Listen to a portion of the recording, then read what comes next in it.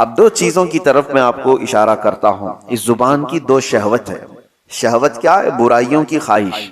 اس کی دو شہوتیں ہیں. ایک کھانے پینے کی شہوت زبان کے اندر ہے. جو تم نے لذیذ چیزوں کی اس کو عادت ڈالی، اس سے کم پر یہ راضی نہیں ہوتی. یعنی اس کو جو چٹکارے لگے ہیں نا، جو لذتیں لگی ہیں، اس سے کم پر یہ راضی نہیں ہوتی. یہی تو بات ہے کہ بچے آج یہ کیا ہے، کھانا ہے، کوئی گھر میں کچھ سبزی بنا دو، دیکھو پھر کیسے بوال کرتے ہیں، کیونکہ کسی لذت کی عادی بنا دیا زبان کو انہوں نے. ان کو بغیر وہ چیز کے ملے ہوئے. اس سے بھی بڑھ کر کے جو لوگ شراب کی لذت اس کو دے چکے ہیں، وہ اس سے کم پر بھی راضی نہیں ہوتی. کیوں نہیں چھوٹتی شراب لوگوں کی؟ اس لیے کہ زبان کی شہوت ہے. اور یہ زبان کی شہوت پر جب بندہ کنٹرول نہیں کرتا تو وقت ایسا آ جاتا ہے کہ پھر وہ حرام بھی نہیں دیکھتی، حلال بھی نہیں دیکھتی. جو ملے وہ سب کھا رہے ہیں. یہی تو بات ہے. لوگ آج جس طرح سے باہر کھا رہے ہیں، ان کو نان ویج چاہیے تو یہ دیکھنا بھی نہیں ہے کہ حلال ہے کہ حرام ہے، بس زبان کو اس کی لذت چاہیے. آج تو اتنا کامن ہو گیا. میں نے اسے قبل شاید آپ کے درمیان ہی بیان کیا یا تفسیر میں عرض کیا تھا، صرف تمہارے اعمال تک نہیں رہتا، تمہاری نسل تک بھی جاتا ہے کہ رزق کی کتنی زیادہ اہمیت اسلام میں دی گئی ہے، کہ تمہیں اللہ نے پاک چیزوں پر رکھا ہے. اس لیے کہ رزق جب خراب جسم کے اندر جاتا ہے تو صرف تمہارے اعمال خراب نہیں ہوتے، تمہاری نسل بھی خراب ہوتی. پوری دنیا تم کو حرام پروسنے کے پیچھے لگی ہوئی ہے. تو یہ آج جو دور ہے، ارے خنزیر کا گوشت تک پروس دیا جاتا ہے. جو مل گیا وہ کھا لیے. اور لوگ اب وہ تحقیق والے لوگ نہیں رہ گئے. پہلے تو یہ ہوتا تھا کہ ہم اپنی نان ویج چیزیں، گوشت وغیرہ کی چیزیں کہیں بھی چلتے پھرتے نہیں لے لیتے تھے. متعین جگہ سے جہاں سے ہمیں یقین ہو کہ اللہ کے نام پر ذبح کیا ہوا ہو تو وہ ہم کھا لیتے. لیکن آج اس کا اہتمام لوگوں نے بند کر رکھا ہے. اور اب ہمارے ہاں تو حلال سرٹیفکیٹ پر تو ویسی بھی پابندی لگا دی جا رہی ہے. اور جو لوگ دیتے تھے ان کا بھی کوئی بھروسہ نہیں تھا کہ یہ حلال کس طرف سے کہا جا رہا ہے. میں نے سنا گھر بیٹھے لوگ اب نئی نئی کمپنیوں سے آرڈر کر دیتے ہیں. یاد رکھنا ان کے حلال ہونے کا کوئی یقین نہیں. گھر بیٹھے لوگ آسانی کے لیے 5 منٹ میں 10 منٹ میں ڈیلیوری بوائے آئے گا اور دے کر کے چلا جائے گا. مارکیٹ میں ملنے والی فروزن چیزیں جو ریڈی میڈ ہوتی ہیں اٹھا کر کے لایا اور اس کو فرائی کیا اور کھلایا، خود بھی کھایا اور بچوں کو بھی کھلایا. جبکہ وہ حرام اگر ہو تو میرے عزیزو آپ نے پورے گھر کو تباہ و برباد کیا ہے. اپنی اولاد کو حرام کھلایا. آپ کمانے میں تو بہت حرام حلال دیکھ کر کے کما رہے تھے کہ کسی کو جھوٹ بول کر نہیں کماؤں، دھوکہ دے کر نہ کماؤں، کوئی حرام روزی گھر پہ آنے نہ دوں. تمہارے پاس حلال پیسے تھے لیکن حلال پیسوں سے خریدا حرام روزی. تو یہ کہاں آ کر کے گر گئے؟ یہ سب کی سب چیزیں ہیں، یہ زبان کی لذتیں ہیں جو بندے کو یہ سب کرا دیتی ہیں. کھانے کی ایسی لت پڑی ہوئی ہے، نوجوان ڈھونڈتے رہے کہیں نہ کہیں یہ پیزے برگر مل جائیں، اور جہاں ملا کھا لیا، کیونکہ اس کی لذت اس کو زبان کو ملی. اس سے کم میں نہیں ہو سکتا. ویسٹرن کنٹریز میں عرب لوگوں کو تو یہ فاسٹ فوڈ کمپنیوں نے ایسا عادی بنا دیا کہ ان کے ہاں گھروں میں کھانے بننے کا رواج ہی ختم ہو چکا ہے. نہیں، ان کے لیے تو ایک تعجب کی بات ہو گئی ہے کہ گھر میں کوئی عورت کھانا بناتی ہے. وہاں تو سب کچھ باہر کے دنیا پر ڈیپینڈ ہے. یہ اور بات ہے کہ کمپنیاں ہیلتھ کے سلسلے میں تو دیکھتی ہیں، حکومتیں ہیلتھ کے بارے میں تو دیکھتی ہیں، لیکن حلال ہے کہ حرام ہے اس پر کوئی سیریسنس نہیں ہے.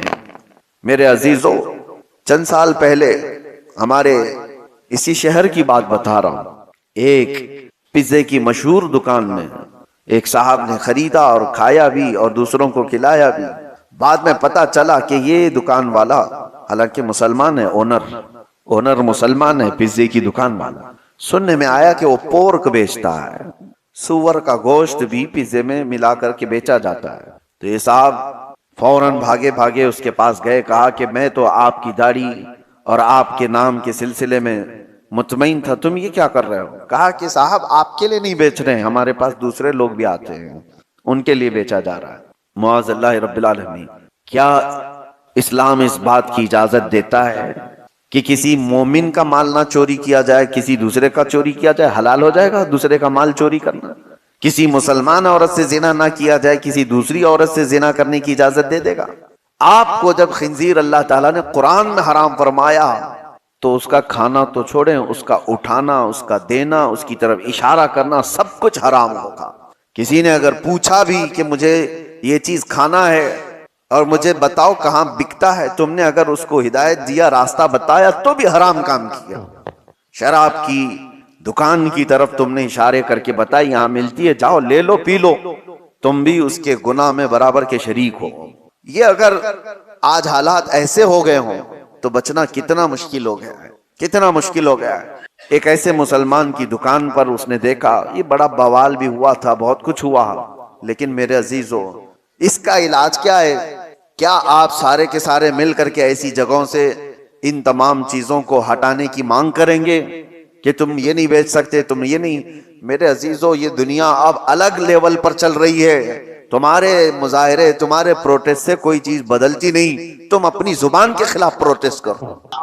اللہ تبارک و تعالی ان غلاظتوں سے بھی پاکیزگی کو نکالتا ہے، اور یہ اس کی قدرت کے دلائل میں سے ہے۔ قرآن عظیم میں اللہ نے فرمایا، اور پھر طاقت و قوت کی بات، دنیا بہت کچھ آج ترقی کر چکی ہوگی، یہ گھاس پھوس سے نکل کر کے اب آسمان سے بات کرنے والے عمارتوں میں آ گئے۔ لوگوں نے یہ سوچ لیا کہ اب اڑنے والے طیارے، پرندے کی شکل میں جیٹ، ساری چیزیں ہم نے بنا لی ہیں، دنیا کو ہم نے گھنٹوں میں نہیں منٹوں میں طے کرنا شروع کر دیا۔ لیکن یہ سب چیزیں ہونے کے بعد آج تک پوری کائنات میں کسی نے یہ دعویٰ نہیں کیا کہ میں کسی کی جان بھی ڈال سکتا ہوں۔ یہ ایک چیز ایسی ہے جو انسان مرتے دم تک، بلکہ قیامت تک اس کو نہیں کر سکے گا۔ کیوں؟ قرآن میں اللہ تعالیٰ فرماتا ہے کہ یہ انسان کی بات تو چھوڑو، رب تبارک و تعالیٰ یہ فرماتا ہے وَمَا قَدَرُ اللَّهَ حَقَّ قَدْرِهِ، اللہ تعالیٰ فرماتا ہے کہ لَن يَخْلُقُوا ذُبَابًا وَلَوِ اجْتَمَعُوا لَهُ، سارے انسان مل جائیں تب بھی وہ ایک مکھی نہیں بنا سکتے، ایک مکھی نہیں بنا سکتے۔ لَن يَخْلُقُوا ذُبَابًا، قرآن کا لفظ میں کہہ رہا ہوں، وَلَوِ اجْتَمَعُوا لَهُ، سارے لوگ مل کر کے اس پر کوشش کر لیں تو ایک مکھی نہیں بنا سکتے جو جان ڈالنا ہے اس کے اندر، جاندار چیز کو نہیں بنا سکتے۔ تمہارے اندر جو جان ہے یہ اللہ کی نشانی ہے، اور موت یہ اللہ کی نشانی ہے۔ اس سے بڑی نشانیاں کیا ہو سکتی ہیں؟ موت اور حیات اللہ کے ہونے پر دلیل ہے۔ ہر بیماری کو ڈاکٹر صحیح کر سکتا ہے، مرنے کے بعد کیوں نہیں صحیح کرتا؟ چند سانسیں کیوں نہیں دے سکتا؟ ارے میرے عزیزو، تاریخ میں موجود ہے ایک بہت بڑا امیر زادہ، کوریا کا رہنے والا، جو حکومتوں کو خرید لیا کرتا تھا، ملین نہیں بلین ڈالرز کا مالک، لیکن بیمار ہوا۔ یہ 2012 اور 14 کی بات میں عرض کر رہا ہوں۔ ایک بہت بڑی ٹیلی فون کمپنی کا مالک دنیا میں، جس نے پورا ہنگامہ مچا رکھا تھا، بیمار ایسا ہوا کہ بستر پر گرا۔ جانتے ہو پر ڈے اس کو ڈاکٹر دیکھنے کے لیے جو آتے تھے 1 کروڑ کا خرچہ تھا، 1 کروڑ پر ڈے۔ سارے لوگ مل کر 6 سال تک اس کو بستر سے اٹھانے کی کوشش کرتے رہے، اور 6 سال میں کتنے کروڑ جا چکے ہوں گے؟ کروڑوں۔ لیکن 6 سال کے بعد دنیا کے ٹاپ لیول کے ڈاکٹرز نے اپنی عاجزی کا اعلان کیا اور کہا کہ صاحب ثروت جنہوں نے کئی 100 کروڑ کے خرچ کر چکے، ان کی سانسیں بند ہو چکی، ہم نہ بستر سے اٹھا سکے نہ ایک سانس زیادہ دے سکے۔ ہمارے زندگیوں میں جو سانسیں چل رہی ہیں خدا کے ہونے کی نشانی ہے، وہ رب ہے۔ امام اعظم ابو حنیفہ رحمۃ اللہ تعالی علیہ کی بارگاہ میں نہیں، امام جعفر صادق رضی اللہ تعالی اہل بیت کے بڑے امام، آپ کی بارگاہ میں ایک شخص آیا، بہت آزاد خیال تھا، کیسے ہو سکتا ہے خدا کون ہے؟ آپ نے کچھ نہیں، جواب دینے کے ائمہ کے انداز الگ الگ ہیں۔ آپ نے کہا کبھی سمندر کا سفر کیا؟ کہاں میں نے کیا ہے۔ کیا کبھی سمندر کا خوفناک سفر بھی دیکھا؟ سمندر کے سفر اچھے بھی ہوتے ہیں، بہت سخت بھی ہوتے ہیں، خوفناک بھی ہو جاتے ہیں۔ اس نے کہا میری زندگی میں ایک سفر اتنا ڈینجر ہے کہ اس کو بھول نہیں سکتا۔ کہا کیا ہوا تھا بتا؟ کہا جہاز تو نکل چکا، اچانک طوفانوں کے بیچ گر گیا ہمارا جہاز، اور جتنے اس پر کیپٹن تھے، ملاح تھے، ایک کے بعد دیگرے سب مر گئے، ڈوبتے چلے گئے۔ جہاز میں پانی اتنا آیا کہ کوئی سنبھال نہ سکا، سب گر گئے، مر گئے، اور جہاز ٹوٹ کے بکھرا۔ تو میں نے پہلے تو یہ سوچا تھا کہ یہ ملاح کسی طرح نکال لیں گے، نہیں، وہ سب مر گئے۔ تو جہاز کے سوچا کہ یہ کسی طرح تیر کر باہر آ جائے گا، جہاز ٹوٹ گیا، ایک تختہ بچا تھا، میں اس تختے پر آ گیا اور اس تختے پر لیٹا رہا۔ تھوڑی دیر کے بعد اس تختے نے بھی ساتھ چھوڑ دیا، میں گر گیا سمندر میں اور اپنے آپ کو موجوں کے حوالے کر دیا۔ پھر ہوا یہ کہ میں غشی کے عالم میں تھا، کنارے لگ تو گیا، ہوش آیا تو میں زندہ تھا، اٹھ کر کے آ گیا۔ اور اس کے بعد وہ خدا کے ہونے کا یقین نہیں رکھنے والا بندہ تھا۔ اس وقت امام جعفر صادق نے کیا پوچھا، یہ ہماری اور آپ کی زندگیوں میں آنے والی بات میں عرض کر رہا ہوں۔ انہوں نے کہا اچھا ٹھیک ہے، سمندر کے سفر پر جب تو تھا، پہلے تو سمندر میں چل نہیں سکتا تھا، سمندر میں پیدل جا نہیں سکتا تھا، تو کیا کیا تو نے؟ جہاز کو لے لیا۔ یہ جہاز پر تیرا بھروسہ تھا کہ سمندر پر میں نہیں چل سکتا، جہاز لے کر جائے گا۔ جہاز پر سوار ہوا تو جہاز جب ہچکولے کھانے لگا تو تیرا یقین کس کے اوپر آ گیا؟ اللہ پر، کیپٹن ہے، چلا لے گا، نکال لے گا۔ لیکن جب وہ ڈوبنے لگ گئے تب پھر تیرا یقین جہاز کے ان تختوں پر ہوا کہ یہ ڈوبیں گے نہیں، کسی طرح اس پر سوار ہو جاؤں گا۔ جہاز سے یقین بڑھ کر ملاح پہ آیا، ملاح سے بڑھ کر کے ٹوٹے ہوئے تختوں پر آیا، تختے پر بھی تو لیٹا ہوا چل رہا تھا۔ جب تختہ بھی چلا گیا اور تو سمندر کے حوالے ہوا، اس وقت بتا تیری کیا کیفیت تھی؟ اس وقت تیری کیا کیفیت تھی؟ تو کیا سوچ رہا تھا؟ کیونکہ جتنے سہارے تھے سب نکل گئے، جہاز تھا وہ بھی چلا گیا، ملاح تھا ڈوب گیا، تختہ تھا چلا گیا، لاسٹ کچھ نہیں تھا، سمندر کے حوالے اپنے آپ کو کیا۔ اس وقت تیری سوچ کیا تھی؟ وہ کہتا ہے میری سوچ یہ تھی کوئی تو ایسی طاقت آئے جو مجھے یہاں سے بچا لے۔ امام جعفر صادق کہتے ہیں جو تیری روح نے پکارا اسی کا نام اللہ رب العزت ہے۔ جو تیری ایسی کیفیت میں یاد آ جائے سمجھ لے وہی اللہ کی ذات ہے۔ جہاں سارے سہارے ختم ہو جائیں، سارے امیدیں ٹوٹ جائیں، وہاں پھر جس چیز کی یاد آتی ہے وہ رحمان و رحیم ہے۔ میرے عزیزو، یہ ہم نے زندگیوں میں تجربے کے طور پر بھی دیکھا ہے، جب سارے لوگ چھوٹ جائیں، آخری جو امید ہے اسی امید کو کہتے ہیں، اسی یقین کو کہتے ہیں اللہ کی ذات۔ اللہ کی ذات، یہاں سے بندہ پھر اتنا پاورفل ہوتا ہے۔ ابھی میں آپ کو بتاؤں مسجد میں بیٹھے ہیں، یہ چھت لگی ہے، چھت کس پر کھڑی ہے؟ چھت تو پلر کے اوپر ہے، دیواروں کے اوپر ہے، لیکن ابھی اگر کوئی بتا دے کہ کریک ہو گئی، چھت گر سکتی ہے، تو آپ کیا کریں گے؟ بھاگ کر کے باہر نکل جائیں گے، یہی ہوگا۔ چھت، پلر والی چھت گر رہی ہے تو بھاگ کر کے کہاں جاتے ہیں؟ آسمان کے نیچے جس کا کوئی پلر ہی نہیں ہے، اس کا کوئی پلر ہی نہیں، پورا آسمان، کہیں پلر ہے؟ عجیب یقین ہے تمہارا، یہ پلر والی چھت پر یقین نہیں ہے کہ یہ بلڈر کا بنایا ہوا ٹوٹ سکتا ہے، وہ رب العالمین کا ہے، کبھی نہیں ٹوٹے گا۔ اس یقین کا نام ہے خدا وحدہ لا شریک کا ہونا۔ تمہارا یقین بتاتا ہے، تمہارا یقین، تم بچنے کے لیے بھاگتے کہاں ہو؟ بھاگتے وہی ہو، یہ بے اختیار ہے، کوئی کہتا نہیں ہے تمہیں، یہ بغیر تمہارے، یہ فطرت میں اللہ نے تمہارے ڈال رکھا ہے، فطرت میں ڈال رکھا ہے۔ میرے عزیزو، بہت سارے ایسے ہیں، ہر بچے کو سکھایا نہیں جاتا آگ گرم ہوتی ہے، برف ٹھنڈا ہوتا ہے، فطرت میں اللہ اس کے ڈالا ہوا ہے۔ کیا سب کو سکھایا آپ نے؟ ہر بچے، کسی بچے کے ساتھ اتفاق ہو گیا، آگ کے قریب آیا تو اس کو بتا دیا ہوگا، لیکن ایسا ہوتا نہیں عام طور پر کہ وہ بھی کلاس لی جاتی ہے، آگ کتنے سیلسیس گرم ہوتی ہے، یہاں انگلی نہیں لگاتے، وہاں نہیں لگاتے۔ ارے یہ سینس ہے جو ہر انسان کے اندر آتا ہے، ہر انسان کے اندر آتا ہے۔ اور یہ بھی آپ بتاؤ، میں آپ سے پوچھتا ہوں، کہیں کوئی کورس کیا ہے آپ نے کہیں پر، کسی اسکول میں، یونیورسٹی میں، کالجز میں، کہ خوشبوئیں دنیا میں کتنی ہیں اور بدبوئیں کتنی ہیں؟ اس پر کسی نے کورس کیا ہے کیا؟ کوئی کورس کیا ہے؟ آپ مجھے بتانا کہیں پر بھی کوئی ریسرچ ہوا ہے؟ اس کو خوشبو کہتے ہیں، اس کو بدبو کہتے ہیں، نہیں کیا کورس، آپ نے کبھی نہیں کیا، مجھے پتا ہے۔ لیکن میں کوئی بھی ایک چیز لا کر کے رکھ دوں جس سے مہک آ رہی ہے، اس کا نام کچھ بھی نہیں، میں آپ سے پوچھوں بتاؤ یہ خوشبو ہے یا بدبو ہے؟ تمہاری ناک بتا دے گی یہ بدبو۔ یہ سینس کیسے آیا؟ کیا اس کا نام تمہیں پتا؟ کہیں ریسرچ کیا ہے کہ اس کو بدبو کہتے ہیں؟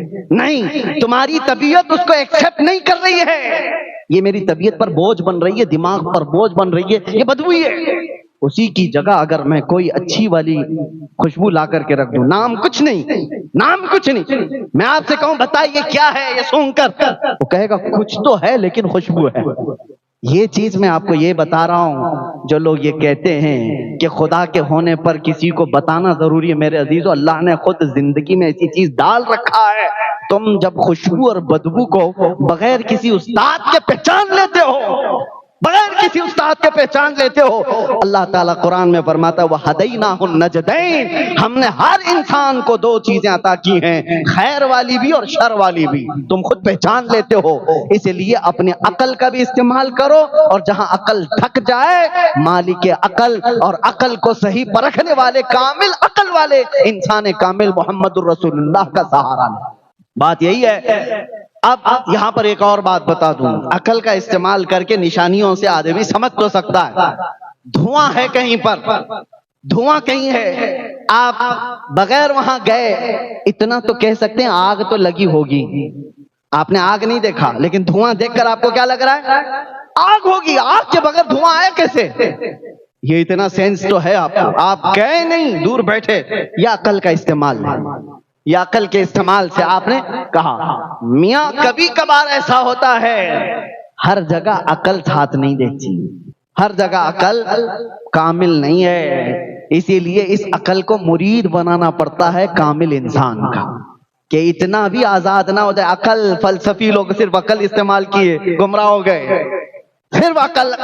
اسی لیے جو لوگ آج ایتھسٹ بنے ہیں وہ صرف لاجک بات کرنا چاہتے ہیں، وہ صرف محسوسات کو بات کرنا چاہتے ہیں، جو چھونے پر معلوم پڑے، جو چکھنے پر معلوم پڑے، جو دیکھنے پر معلوم پڑے، جو سونگنے پر معلوم پڑے، وہی چیز کا ایگزسٹ ہے، وہی ہے، باقی جو چیز نہیں ہے وہ خیالی ہے، کالپنک ہے۔ میاں ایسی کالپنک بہت ساری چیزیں ہیں آپ کو پتہ نہیں، آپ کو ایک تھپڑ بھی لگاؤں اور اس کے بعد کہ سر میں مار دیا درد ہو رہا ہے، میں کہوں کہاں ہے وہ درد؟ نہ چکھنے سے لگتا ہے، نہ سونگنے سے لگتا ہے، نہ دیکھنے سے لگتا ہے، احساس ہے، درد کا احساس ہے، وہ دکھتا کچھ نہیں۔ کوئی چیزیں ایسی ہیں جو ہیں ان کا ایگزسٹ ہے لیکن اس کو احساس کرنا پڑتا ہے۔ یہ ساری باتیں عقل والوں کے لیے میں نے کہا۔ اب یہ آخری باتیں سمیٹتے ہوئے عرض کرتا ہوں میرے عزیزوں، عقل کو اتنا آزاد بھی مت رکھو، اتنا آزاد بھی مت رکھو کہ شیطان کس انداز میں آتا ہے پتہ ہے؟ مسلم شریف کی حدیث ہے، میرے آقا صلی اللہ علیہ وسلم فرماتے ہیں وہ شیطان سب سے پہلے مسلمان کے پاس آتا ہے اور کہتا ہے زمین کو کس نے بنایا؟ تم یقین کے ساتھ جواب دیتے ہو اللہ نے بنایا۔ آسمان کو کس نے بنایا؟ شیطان سوال ڈالتا ہے، تم جواب دیتے ہو اپنے اندر سے ہی اللہ نے بنایا۔ درختوں کو، سمندروں کو، پیڑ پودوں کو، جانوروں کو، جنات کو، ملائکہ کو کس نے پیدا کیا؟ وہ سوالات ڈالتا رہتا ہے اور تم جواب دیتے رہتے ہو اللہ نے بنایا، اللہ نے بنایا۔ اخیر میں جا کر کے شیطان تمہارے دماغ میں یہ سوال ڈالتا ہے پھر اللہ کو کس نے بنایا؟ تو اللہ کو کس نے بنایا؟ یہاں تک تمہیں لے آتا ہے، اور یہی ہے جو عقل دھوکہ کھانے لگ جاتی ہے۔ عقل کو وہاں سہارے کی ضرورت ہے، یہاں تک تو تم نے حاصل کیا۔ چیزوں کو آپ ترتیب دے کر کے معلوم کر سکتے ہیں، ابھی کسی سے آپ بھی ڈیبیٹ کر کے بول سکتے ہیں زمین ایسی نہیں آئی، آسمان ایسی نہیں آیا، اس کو کوئی چلا رہا ہے یا کسی نے بنایا، لیکن جب بات چلتے چلتے خالق کائنات پر آتی ہے عقل وہاں پر کمزور محسوس کرتی ہے اپنے آپ کو۔ ایسی جگہوں پر میرے عزیزوں کامل عقل کے لیے کسی سچے انسان کی ضرورت ہوتی ہے۔ اسی طرح امام فخر الدین رازی ایک بہت بڑے بزرگ ہیں، فلسفی ہیں، منطقی ہیں، اور دلائل سے لوگوں کو عاجز کر دیتے تھے، پوری دنیا میں ان کے چرچے تھے، لیکن موت کا وقت جب قریب آیا تو شیطان ان کے پاس آیا، کہا رازی تم بڑے فلسفی ہو، منطقی ہو، سائنسدان ہو، بتاؤ اللہ کے ہونے پر تمہاری کیا دلیل ہے؟ اللہ کے ایک ہونے پر کیا دلیل ہے؟ امام رازی نے دلیل دے دی۔ موت کا وقت قریب ہے، سرانے کے پاس کوئی بزرگ کی شکل میں آیا ہوا شیطان، آپ نے دلیل دی، اس نے دلیل کو کاٹ دیا، دوسری دلیل دی اس نے کاٹ دیا، تیسری دلیل دی کاٹ دیا، اور شیطان بھی بڑا علم والا ہے، 360 دلیلیں انہوں نے اللہ کے وجود پر دی، ہم کہاں سے دے پائیں گے؟ 360 دلیلیں دی اللہ کے ایک ہونے پر اور اللہ کے وجود پر۔ جب اخیر میں عاجز آ گئے، ایمان ڈگمگانے جیسا لگا، آدمی پھر سوچنے لگتا ہے پھر ہے یا نہیں؟ میں جو کہہ رہا ہوں ہر چیز کا یہ سامنے والا توڑ نکال رہا ہے، تو پھر میں اپنی بات میں پکا ہوں یا نہیں؟ شک پیدا کر دیتا ہے شیطان۔ اس وقت جانتے ہو کیا چیز ساتھ آئی؟ فخر الدین رازی بیعت کیے ہوئے تھے نجم الدین کبریٰ سے۔ سلسلہ چشتیہ کے بڑے بزرگ ہیں اور صاحب دل بزرگ، صاحب کشف اور پیر و مرشد زندہ تھے۔ مرید کے یہ حالات دیکھ رہے تھے بڑی دور سے، وضو فرما رہے تھے اور دیکھا نہ گیا اپنے مرید کی جانکنی کے وقت کے یہ حالات۔ وہیں سے پکار کر کہا، راضی تو کس سے بحث کر رہا ہے؟ وہ ابلیس لعین ہے جو تیرے ہر سوال پر ہر دلیل پر کاٹ کرے گا۔ اس سے صرف اتنا کہو میں اپنے خدا کو بغیر دلیل کے ایک مانتا ہوں، بغیر دلیل کے ایک مانتا ہوں۔ جب آپ نے امام راضی نے اس سے کہا میں اللہ کو بغیر کسی دلیل کے ایک مانتا ہوں، میرا زمین پر ہونا ہی دلیل ہے کہ اللہ ہے اور اللہ ایک ہے، جس طرح میں چل رہا ہوں۔ اس جواب کے بعد ابلیس لعین یہ کہتا ہوا گیا، اے راضی اگر آج وہ نجم الدین کبریٰ نہ ہوتا تو میں تیرا ایمان لے جا چکا ہوتا۔ اس مقام پر میں نے ہزاروں کے لے لیے، اگر تیری یہ نسبت نہ ہوتی تو میں لے لیتا۔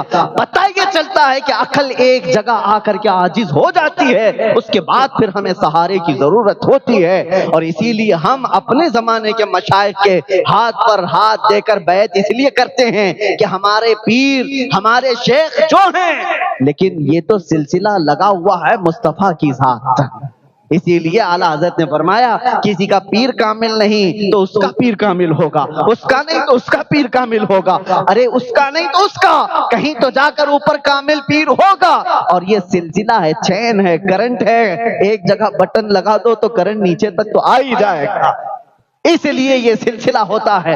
بہرحال دو باتیں میں نے آج آپ کے سامنے عرض کی ہیں، ایک عقل کا استعمال کر کے اللہ کے ایک ہونے کی دلیلیں بہت بندے حاصل کر سکتے ہیں، دوسرے عقل جہاں عاجز آ جائے، انسان کامل کا سہارا محمد الرسول اللہ کی ذات۔ ہم نے اللہ کو ایک مانا ہے، اللہ کے وجود کو مانا ہے تو کسی سائنسدان کے بتانے سے نہیں، میرے آقا کے بتانے سے، اللہ کے رسول نے بتایا۔ اب بہت سارے ابھی 2-3 دن پہلے ایک نان مسلم ہے، وہ مجھ سے سوال کر رہے تھے، کہا کہ ہمارے پنڈت جی کہتے ہیں یہ سورگ نورگ یہ سب چیزیں بنائی ہوئی ہیں، کالپنک ہے، کچھ ہے نہیں، کسی نے دیکھا ہے کیا؟ جنت ہے، دوزخ ہے، یہ سب دھرموں نے اپنے اپنے بنایا ہوا ہے۔ تو ہم نے کہا کہ وہ ظاہر سی بات ہے ان کے لیے کالپنک ہے، ان کے لیے کالپنک ہے کیونکہ وہ دیکھے نہیں ہیں، لیکن بہت ساری چیزیں ان سے میں پوچھتا ہوں، ان سے پوچھو نیوزی لینڈ کا ویدر کیسا ہے؟ کہ بہت ٹھنڈا ہے۔ کہا گئے تھے؟ نہیں، کسی نے بتایا؟ ارے میاں یہ بھی کالپنک ہے، کسی کا سن کر کے ہی تم بتا رہے ہو، نیوزی لینڈ کا ویدر ایسا ہے، امریکہ کا ویدر ایسا ہے، ہر جگہ گئے تو نہیں، معلومات لیے بیٹھے ہو، کس سے لیے ہو؟ کوئی تو سورس ہے، اور جو بتایا ہوا اس پر تمہیں اتنا یقین ہے، کسی نے کہہ دیا کہ نیوزی لینڈ میں بہت ٹھنڈی ہے، مان لیا، امریکہ میں گرمی ہے، مان لیا، اور تم جب انسانوں کی بات مان لیتے ہو۔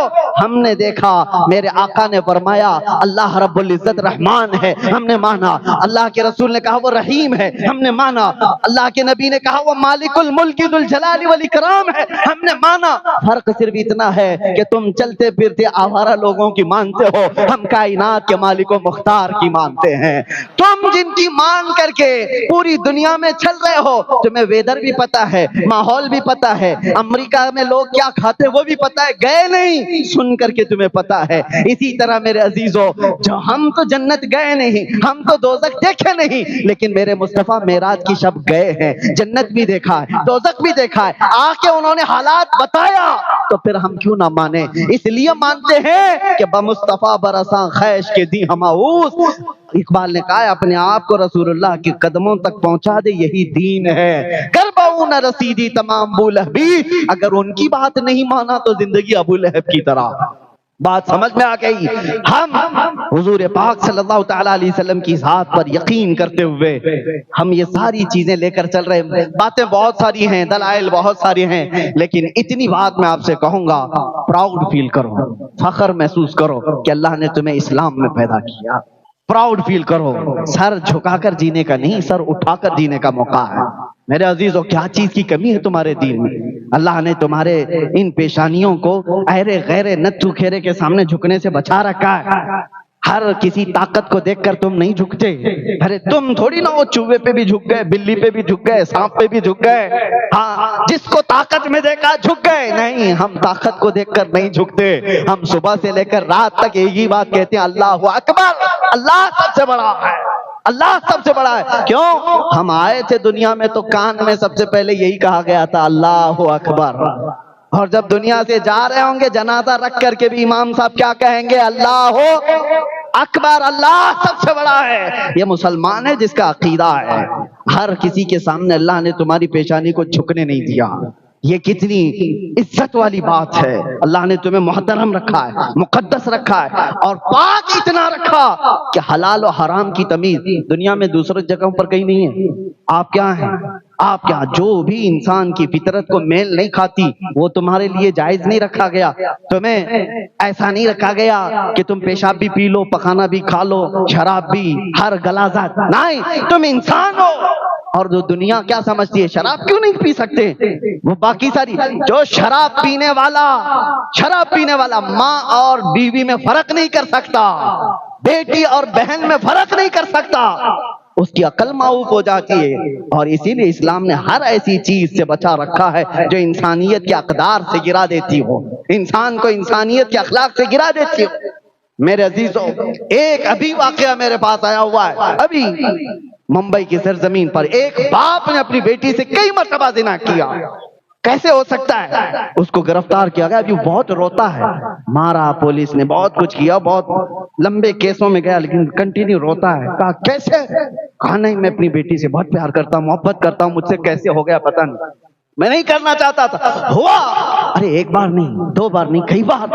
اور جب حد سے تجاوز کر گیا تو یہ معاملہ سامنے آیا.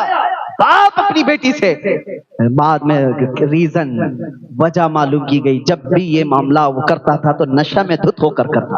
یہی چیز ہے، رب نے تمہیں محفوظ رکھا ہے. تم اپنے پیٹ سے، اپنے پشت سے پیدا ہونے والی بیٹی کی عزت کو تار تار کر سکتے ہو تو پھر دنیا کہاں محفوظ رہے گی؟ شراب کو اللہ تعالیٰ نے کتنا تم سے دور رکھا. اور تاش کے پتے، آج بہت سارے لوگ یہ سمجھتے ہیں یہ گیمبلنگ تو ایک ہمارے لیے فیشن کی بات ہے. تم کیا سمجھتے ہو؟ جوا، سٹا، یہ ساری چیزوں میں جو لوگ بھی ملوث ہیں کان کھول کر کے سنو. میرے آقا صلی اللہ علیہ وسلم نے فرمایا کہ جو جوا وغیرہ کھیلتا ہے اگر وہ مسجد میں آ کر وضو بھی کرتا ہے تو گویا کہ خنزیر کے خون سے وہ وضو کر رہا. وہ اتنی غلاظت میں پڑا ہوا ہے کہ وضو بھی کرنے آتا ہے تو اپنے ہاتھ پیر کو خنزیر کے خون سے رنگ رہا ہے. یہ ساری، یہ بیڈنگ ہو، جو کچھ بھی، یہ سب اسلام نے تمہارے لیے نہیں رکھا. پاکیزہ دین ہے. پراؤڈ فیل کرو، فخر محسوس کرو. ارے گٹر نالی والے نہیں ہو، کچرے والی کوئی عید نہیں ہے تمہاری. جب بھی عید بھی آئے تو دیکھو تمہارے جسموں سے خوشبو مہکنے لگتی ہے، اوپر سے نیچے غسل سے ملبوس، اچھے کپڑوں میں ملبوس، عمدہ عطر میں. یہ سارے لوگ، ایسا لگتا ہے بہت سارے دوسرے لوگ بھی کہتے ہیں فرشتوں کی جماعت اتری ہوئی لگتی ہے. خوشیوں میں بھی اللہ تعالیٰ نے تمہیں پاکیزہ رکھا.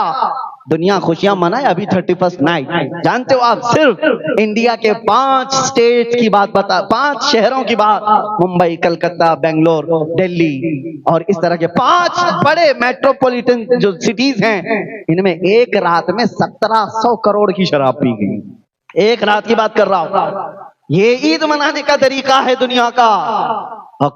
میری کرسمس کہہ کر کے کتنی میریوں کی عزت لوٹ لی جاتی ہے، کتنوں کے ساتھ عام ہو جاتی ہے باتیں. تمہیں اللہ نے ہر چیز سے پاک رکھا ہے، کچرے سے بھی پاک رکھا ہے، ہر جگہ جھکنے سے بچا رکھا ہے. زبان پر تمہارے کیا جائے کیا نہ جائے وہ بھی پاک رکھا ہے. اور آپ بتاؤ، مرسیڈیز کار لیو ہو، مرسیڈیز کار، اور اس میں مٹی کا تیل، چمنی تیل ڈال کے چلاؤ گے؟ چلے گی؟ ارے اس کی عزت کی تار تار کر دیا تم نے.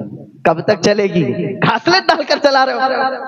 جو عمدہ گاڑی تھی اس کو اس کے شایع نشان کمپنی والے نے جو کہا تھا وہی پیٹرول ڈالتے، گاڑی بہت لمبی لانگ لائف چلتی. تم نے دوسری چیزوں کو رکھا تو گویا کہ اپنے اس گاڑی کو برباد کیا ہے. اسی طرح بلا تشبیہ بلا تمثیل، تمہیں کیا کھانا ہے کیا نہیں کھانا ہے وہی بتائے گا جس نے تمہیں پیدا کیا. وہ بہتر جانتا ہے کہ ہمارے لیے کون سی چیز ہے. حلال چیزیں، پاکیزہ چیزیں اس نے ہمارے لیے رکھ دیا، حرام کو ہم سے دور رکھا. کیوں؟ تمہارے اخلاق اعلیٰ ہوں، تمہاری آنکھیں پاک ہوں، تمہاری زبان طہارت کے ساتھ ہو. جب تم بولو تو لوگوں میں اثر ہونے لگ جائے، جب تم دیکھو تو لوگ تمہاری طرف مائل ہو جائیں. یہ کب ہوگا؟ جب رب تبارک و تعالیٰ کی منشا کے مطابق تم اپنی زندگی بناؤ. باقی تم اپنی مرضی سے جینے لگ جاؤ گے تو یہ پاکیزہ دین کو چھوڑ کر تم غیر کی اور دوسرے اپنے آپ کو برائیوں میں ملوث کرنے کی کوشش کر رہے ہو۔ اے نوجوانوں، خاص طور پر آج کے اس پرفتن دور میں میں نوجوانوں سے کہتا ہوں، نشہ نے ہمارے محلوں کو برباد کر رکھا ہے۔